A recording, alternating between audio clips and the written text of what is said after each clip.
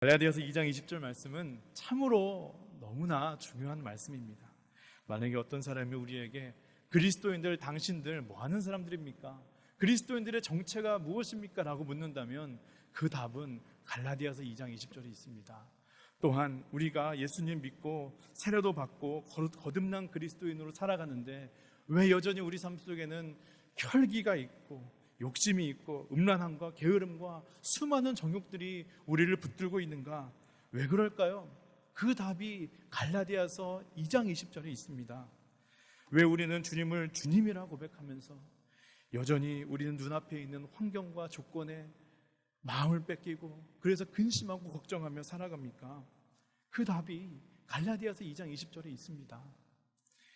이현수 목사님이라는 분이 십자가 매니페스토라는 책을 쓰셨는데 그 책에 이 갈라디아서 2장 20절을 아주 잘 정리하셨습니다. 갈라디아서 2장 20절 말씀이야말로 기독교 신앙의 핵심 교리를 총망라하고 결산하는 대헌장이요 십자가의 도의 절정을 이루는 위대한 선언이라고 할 수 있다. 바울이 말하는 이 구절은 단순한 교리 이상의 무엇이다. 그가 일생을 통해 추구하고 가르치고 또 실제로 살아냈던 신앙의 신조요, 목표요, 증언이다. 바울은 이 위대한 진리를 단순히 설교한 것이 아니라 신앙생활의 절대적인 좌우명과 행동 강령으로 선포하고 있는 것입니다. 아멘. 정말 그렇습니다. 우리는 그리스도와 함께 믿음으로 십자가에 못 박혀 죽은 사람들입니다. 갈라디아서 2장 20절 말씀은 너희가 이제 예수를 믿게 되면 앞으로 장차 신앙의 그 연륜이 깊어지고 쌓여가면 나중에 십자가에 못 박혀 죽고 내가 그 안에 살겠다라고 얘기하고 있지 않습니다. 이미 너희는 예수를 믿는 그 순간부터 십자가에 못 박혀 함께 그 죽음에 연합된 자라 이렇게 얘기합니다.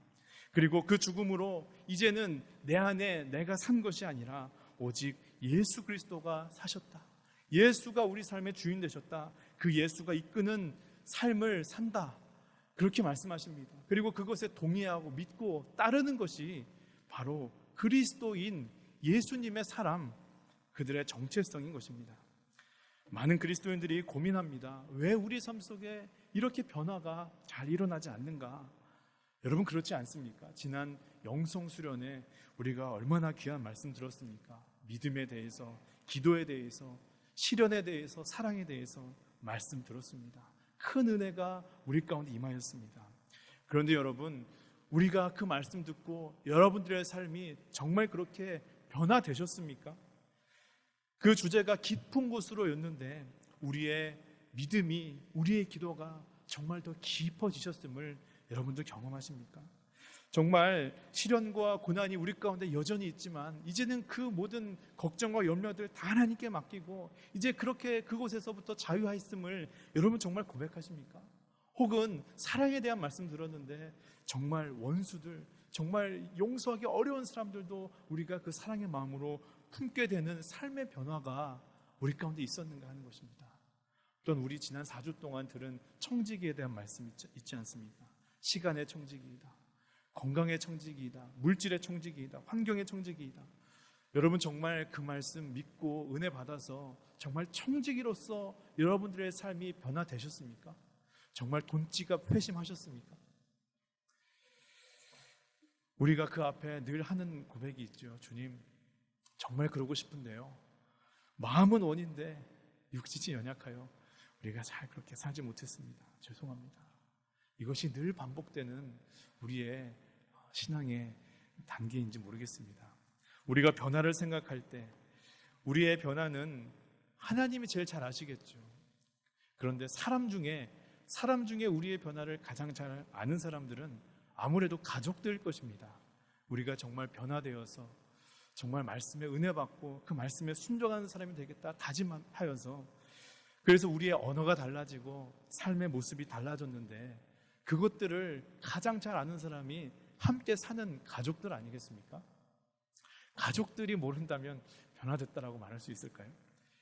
여기 모이신 아내 되시는 여러분, 제가 여쭙겠습니다. 남편 되시는 분들이 지난 영성 수련회와 또한 4주간 말씀을 들으면서 정말 삶이 변했음을 확신하십니까? 아무도 대답을 못하시는 거 보니까 큰일 났습니다. 남편분들에게 여쭙겠습니다. 여러분, 아내분들이 정말 그러한 집회와 말씀으로 삶이 변화되었다라는 것을 같이 살면서 느끼십니까? 아멘.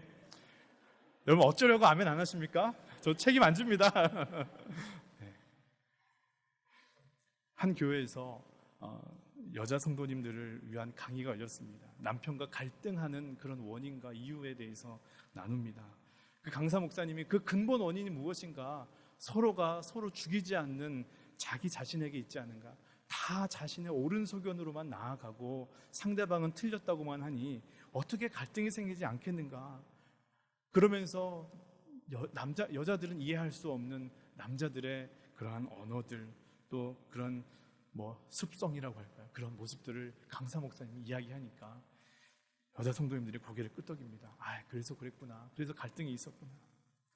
그러면서 이렇게 묻습니다. 여러분, 만일 여러분들이 지금 남편과 결혼한 것이 아니라 만약에 예수님과 결혼했다고 하면 여러분 조금 더 행복했을까요? 이렇게 물어봤습니다. 그랬더니 어떤 분들이 네! 이렇게 대답했습니다. 힘들었던가 봅니다. 네, 예수님과 결혼하면 조금 삶이 행복할 것 같습니다. 이렇게 대답했습니다. 그러자 강사님이 여러분 과연 그럴까요? 한번 생각해 보십시다. 아무리 예수님이라도 여러분들이 지금처럼 자신의 그 옳은 소견들 내려놓지 않고 상대방은 잘못했다고만 생각하고 여전히 나는 그 안에 내가 살아있다고 한다면 아무리 예수님이 남편이라고 한들 여러분들 예수님 바가지 긁을 것입니다. 여러분 예수님에게도 잔소리할 거고 또 예수님에게 못 살겠다고 실망했다고 이혼하자고 할 것입니다. 문제가 대상이 아닙니다. 이런 얘기를 했답니다. 정말 그렇습니다. 복음서를 보면 그 놀라운 기적들과 이적의 말씀들을 가려서 우리가 잘 보지 못하는 말씀의 포인트가 있습니다. 그것은 예수님께서 그곳에 함께 계셨고 분명히 그들 가운데 있었음에도 불구하고 위기가 찾아왔다는 것입니다. 어려움들이 찾아왔습니다. 물론 그런 어려움과 그런 위기들을 예수님은 정말 놀라운 하늘의 기적들로 이기시고 고치셔서 넘어가셨기 때문에 우리는 그것만 또 바라보기 때문에 그 이면의 것들을 잘 기억하지 못할지 모르겠습니다. 생각해 보십시오. 예수님이 가나안 혼인잔치에 가셨습니다. 그 자리에 있었습니다. 그런데 그 자리에 위기가 찾아옵니다. 예수님이 안 계셔서 찾아온 것이 아니죠. 예수님께서 부활하셔서 고향으로 돌아간 제자들 베드로에게 찾아갑니다. 말씀을 보면 예수님께서 무태서 그들이 고기 잡는 것을 바라보고 계셨습니다. 주님이 그곳에 계셨습니다. 그럼에도 불구하고 그들이 밤새 수고해도 한 마리 물고기 잡지 못합니다. 예수님이 그곳에 안 계셔서 그런 게 아닙니다. 계셔도 그럽니다. 예수님이 함께 타고 있던 배도 풍랑을 만나서 뒤집어지기 일보 직전까지 갑니다. 수천 명의 사람들이 모여서 생명의 말씀을 듣는 그 순간에도 배는 고픕니다. 예수님이 함께 계셔도 병든 자들 계속 오고 귀신 들린 자들 계속 오고 또한 죽는 자들은 계속 죽습니다. 무엇을 우리가 보게 됩니까? 우리가 정말 분명히 해야 될 것이 있습니다. 예수님이 함께 계신다, 예수님이 나와 함께 계신다 하는 그 사실 하나만으로도 변하는 것 없다는 것입니다. 그것만으로 능력이 나타나지 않습니다. 예수님이 함께 계셔도 문제는 여전히 생기고 위기는 여전히 찾아오고 병들고 아프고 또 죽습니다. 그런데 성경을 보면 이러한 문제들이 분명히 해결되고 넘어가고 승리하는 결과를 우리가 보게 되는데 그때가 언제입니까? 그들이 예수님 앞에 나아오는 것이죠. 그 문제 가지고 그 어려움 가지고 찾아옵니다. 그리고 부르짖습니다. 예수님 앞에 엎드립니다. 예수님, 주님밖에 없습니다. 주님이 나의 주인 되십니다. 나를 불쌍히 여겨 주십시오. 나를 붙들어 주십시오. 나를 고쳐 주시옵소서. 나를 살려 주시옵소서. 주님만이 하실 수 있습니다. 나의 한계를 분명히 인정하고 나의 능력 없음을 주님께 고백하며 나아올 때, 그리고 주님 도와주십시오. 주님께서 정말 나의 삶의 주인 되어 주시옵소서. 저는 할 수 없습니다. 이렇게 믿음으로 고백할 때 변화가 그때 일어납니다. 그때 기적이 일어나고 그때 병든 자가 고침받고 그때 죽은 자가 살아납니다.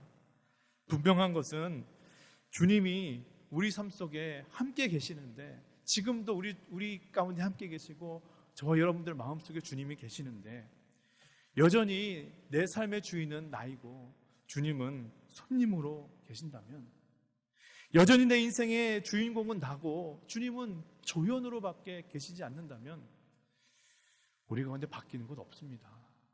예수님이 함께 계셔도 위기와 어려움들은 찾아오고 슬프고 힘들고 감당하기 어려운 일들 계속해서 옵니다.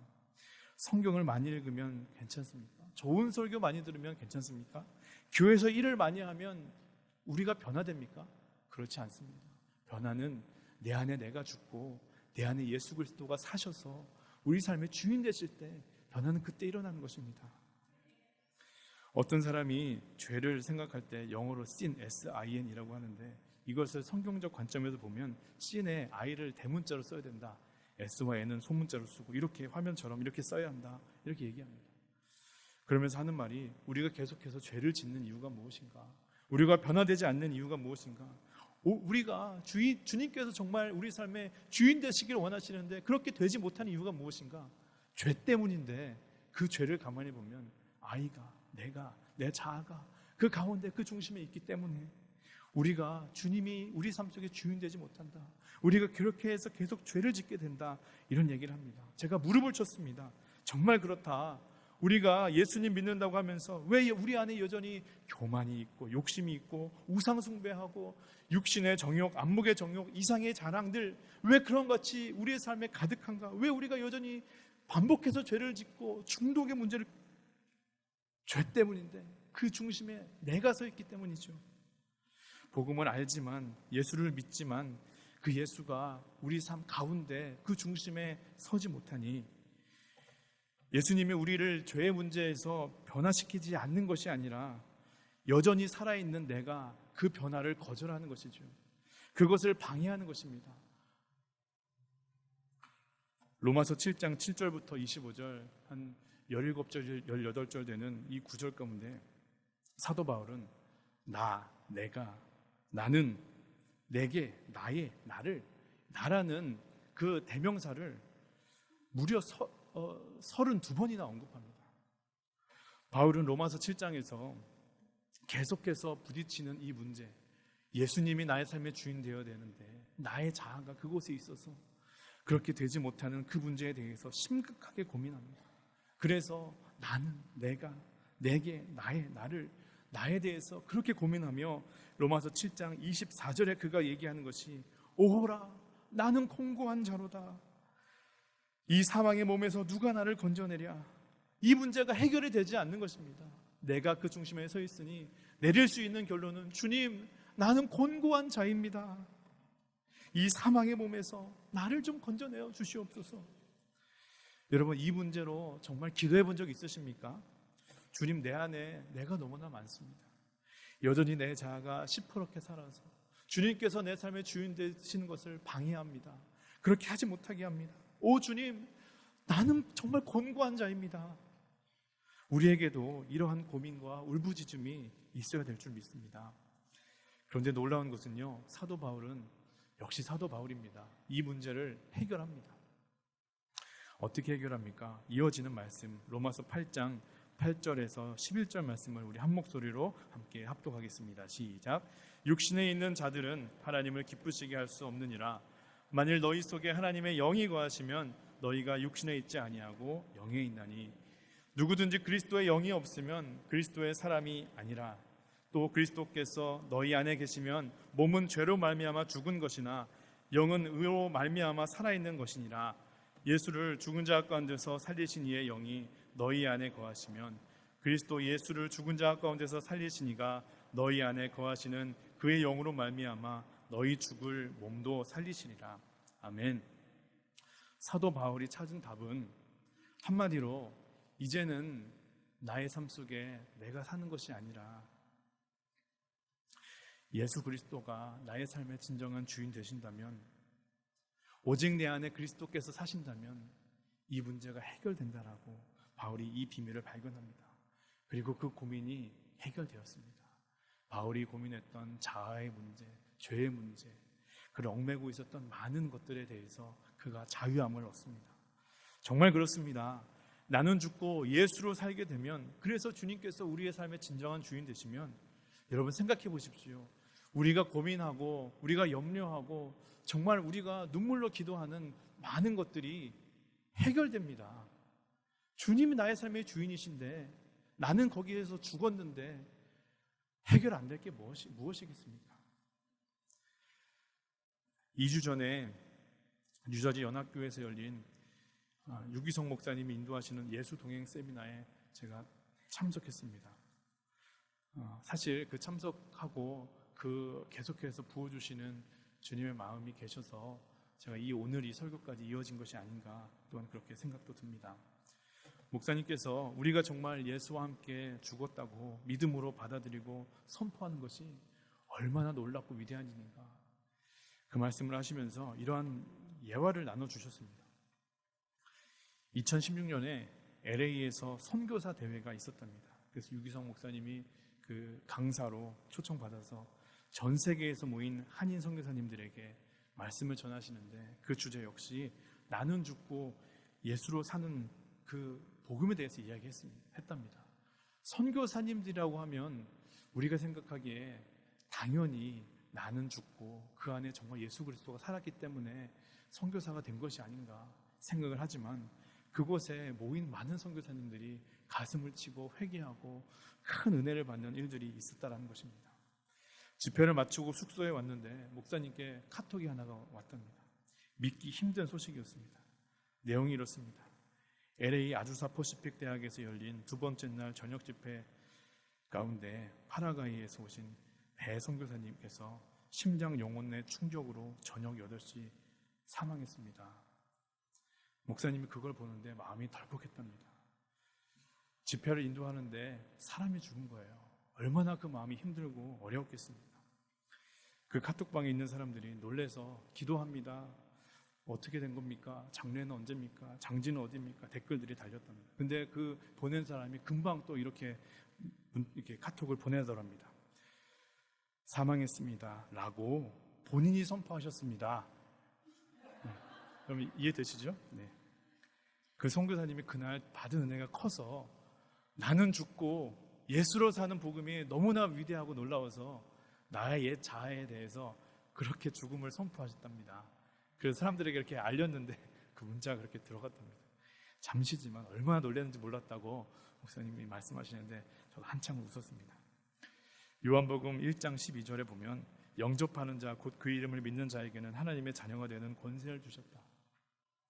우리가 잘 아는 말씀이죠. 여러분 정말 예수 그리스도를 영접하셨습니까? 영접이 무슨 의미인가 제가 지난 금요일에 한번 나눴는데요. 사전적 의미로는 손님이 오시면 맞아서 응접하는 것, 손님이 오시면 맞아서 응접하는 것이 이 영접이라는 사전적 의미입니다. 제가 두류신학교 다닐 때 뉴욕에서 제가 당시 속해 있던 그 교단에서 총회가 뉴욕에서 열렸습니다. 그래서 많은 목사님들이 뉴욕에 오셨고 높으신 분들, 뭐 총회장님, 부총회장님, 많은 높으신 분들이 오셨습니다. 그러니 이제 도울 손들이 부족한 거죠. 라이드도 해야 되고 가이드도 해야 되고 안내도 해야 되는데, 그래서 저에게도 연락이 와서 제가 그 회의를 섬겼습니다. 제가 막내였고 또 전도사니까 또 열심히 라이드를 했습니다. 공항에서 이렇게 모시고 했습니다. 한 번은 그 회장단 목사님들, 정말 높으신 목사님들 모시고 제 차로 모시고 근교에 가이드를 하게 되었습니다. 여러분 차에 높으신 분 모셔본 적 있으십니까? 어떤 분까지 모셔봤는지 모르겠지만 높으신 분 모시는 것이 쉬운 일 아니죠. 정말 부담입니다. 어려운 일입니다. 그러나 또 한편으로는 참 큰 영광 아닙니까? 누가 타면 그럴까요? 예를 들면 뭐 대통령이 타면 그 모시는 것이 참 어렵지만 얼마나 영광입니까? 기쁨입니까? 목사님이 이렇게 묻습니다. 조전도사, 뉴욕에 리버사이드 처치가 있다고 들었는데 거기 한번 가보면 좋겠습니다. 그럼 제가 뭐라고 얘기합니까? 네, 한번 가시죠. 한번 너무 좋을 것 같습니다. 조전도사, 두류신학교 다닌다고 그랬지 거기 한번 가고 싶은데 가이드 좀 해주겠습니까? 그러면 아이고 그럼요, 여부가 있겠습니까? 같이 가시죠. 조전도사, 점심 뭐 먹지? 여기 뭐 잘하죠? 식당이 어디 있습니까? 설렁탕 뭐 잘하는 데 있습니까? 그럼요 목사님, 여기 있습니다. 저도 참 좋아합니다. 그럴 때는요, 싫어도 좋은 겁니다. 좋다고 해야죠. 싫습니다. 저 그거 안 좋아합니다. 이렇게 얘기할 수가 없죠. 여러분, 영접은 이런 것입니다. 잘 모시는 거예요. 맞춰드리는 것입니다. 몸은 힘들고 상황이 불편할 수는 있겠지요. 때로는 정말 내키지 않고 내 취향은 아닐 수도 있습니다. 그러나 모시는 분이 하자고 하면 하는 게 영접입니다. 모시는 분이 가자고 하는 대로 가는 게 영접입니다. 모시는 분이 먹자고 하는 거 먹는 게 영접이고요. 그리고 그것이 나에게는 참 기쁨이고 영광이 되는 것이 영접입니다. 여러분, 예수님을 여러분들의 삶의 주인으로 정말 영접하셨습니까? 생각해보면 이 영접의 단계는 예수님 믿는 가장 처음 단계입니다. 우리가 안 믿는 사람들 전도하면서 복음을 전하고 복음을 받아들이겠다고 하면 영접기도 시키지 않습니까? 이 영접의 단계는 신앙의 제일 마지막에 있어서 아주 높은 신앙의 단계를 거쳐서 정말 마지막에 있는 그 단계가 결코 아닙니다. 우리가 정말 이 갈라디아서 2장 20절 말씀을 오해하고 있는 부분이 여기에 있다고 믿습니다. 우리는 나는 죽고 내 삶에 예수 그리스도가 산다라고 하는 것을 생각할 때 정말 범접할 수 없는 높은 신앙의 경지를 생각합니다. 아무나 할 수 없는 정말 소수의 사람들만 도달할 수 있는 신앙의 단계. 그러니 그 말씀 들을 때마다 나는 아니다. 나는 멀었다. 나는 아직 그 단계까지는 아니지. 어립니다. 내가 예수 그리스도의 십자가 죽음에 연합하고 함께 죽고 내 안에 예수가 산다는 그 복음은 많은 성경의 구절들이 동일하게 증거하는데 그것은 예수님 믿을 때 가장 처음에 시작하는 단계입니다. 그게 시작입니다. 이게 영접이라니까요. 이것을 상징하는 예식이 세례이지요. 여러분, 이곳에 모인 분 중에 세례 안 받으신 분 거의 없지요. 세례가 이것입니다. 예수를 믿음으로 이제 나의 옛 자아를 예수 그리스도의 십자가에 함께 못 박습니다. 그 상징으로 물속에 들어가는 것입니다. 죽음을 상징하는 것이죠. 그리고 예수 그리스도의 부활과 더불어 이제 거듭난 그리스도인으로 다시 태어났습니다 하는 상징으로 그 물속에서 나오는 것입니다. 그것이 세례입니다.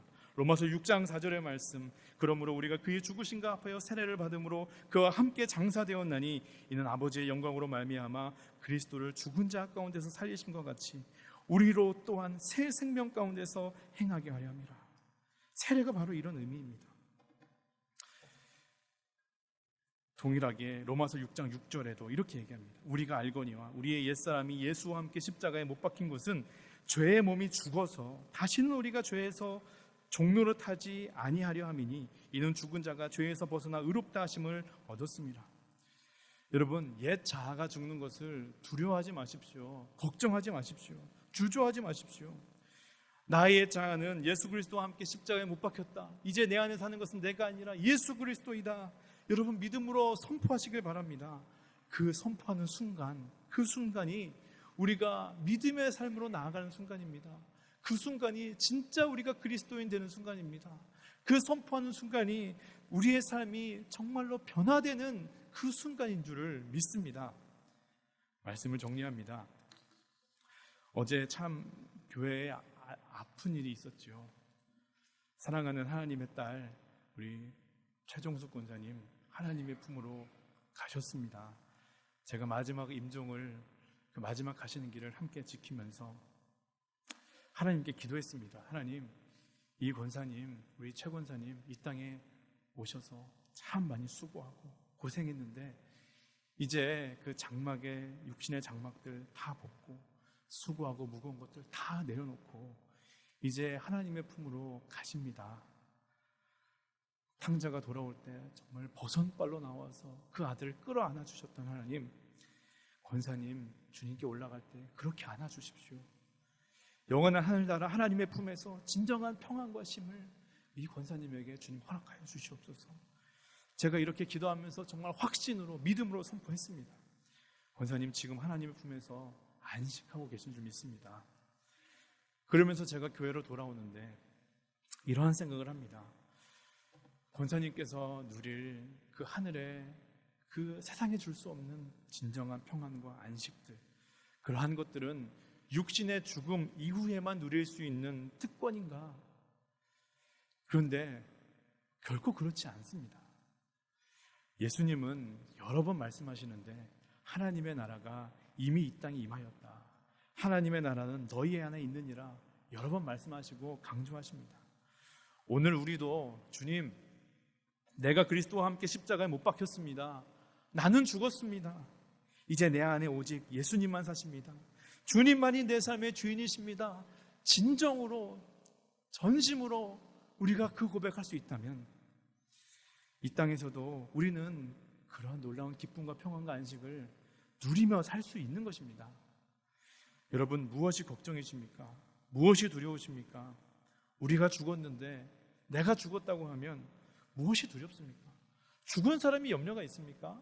죽은 사람이 두려운 것이 있습니까? 살았으니까 두려운 거 아닙니까? 살았으니까 염려가 있는 거 아닙니까? 우리 함께 찬양합시다. 내가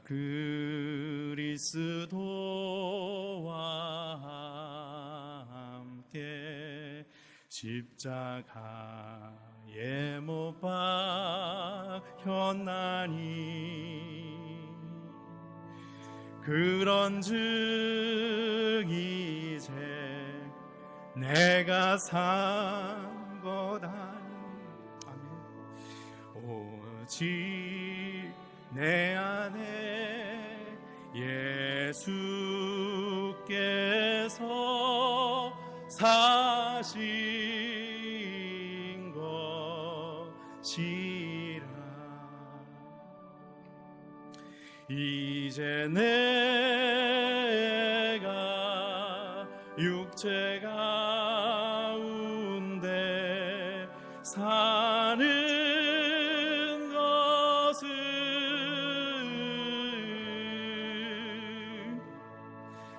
나를 사랑하사 자기 몸 버리신 예수 위에 산 것이